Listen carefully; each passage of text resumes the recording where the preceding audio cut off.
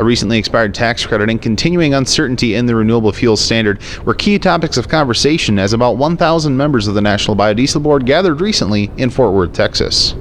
Jobe serves as CEO of the National Biodiesel Board, and he said his membership is angry but energized after going through a lot of tumultuous times in recent years. Well, we can only hang on so long. We're a very resilient industry, but you can only linger on with no standard and non-compliance of the law by the federal government for so long.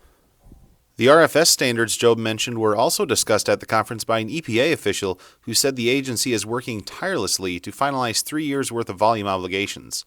Jobe said NBB will wait and see.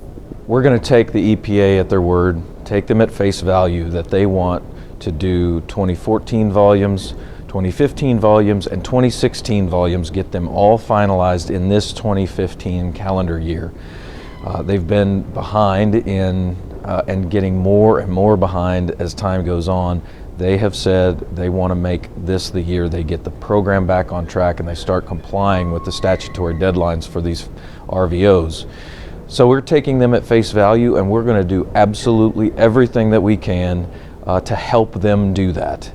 Biofuel advocates point to the work of President Barack Obama when he was a senator, where some of his key victories and campaign promises involved biofuel legislation. Jobe is hopeful those priorities will be relayed to the agency charged with RFS regulation. This should be a layup for his administration, and it hasn't been, but we need to work with them to help them achieve their goal of meaningful increases in the advanced biofuel category. Aside from discussions about the RFS and a key tax credit that promotes biodiesel production, convention attendees also explored a trade show displaying, among other things, improved promotion of the fuel by the auto industry. Some attendees even took a few of the vehicles for a spin. Jobe said the convention attendance is smaller but more dedicated to the advancement of the biodiesel industry.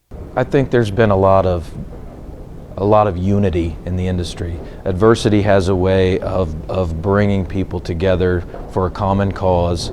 That's what we need to be effective as an organization that deals in a regulated market. We have to be unified as an industry, absolutely necessary. We have to speak with one voice, and we have to speak very loudly with that one voice. And I'm very proud of this industry. You see the people. It's a smaller conference than maybe it was in the past, where we had almost 4,000 people at the conference in Orlando in 2008. But the people that are left are the serious business people, and they're producing biodiesel, they're marketing biodiesel, they're innovating, and they're coming together. They're here, they're coming together, they're doing business, and they are determined to make this program in this industry work. NBB members were encouraged to keep working with their representation in Washington to work towards certainty in the RFS and the tax credit. Reporting for Agri-Pulse, I'm Spencer Chase.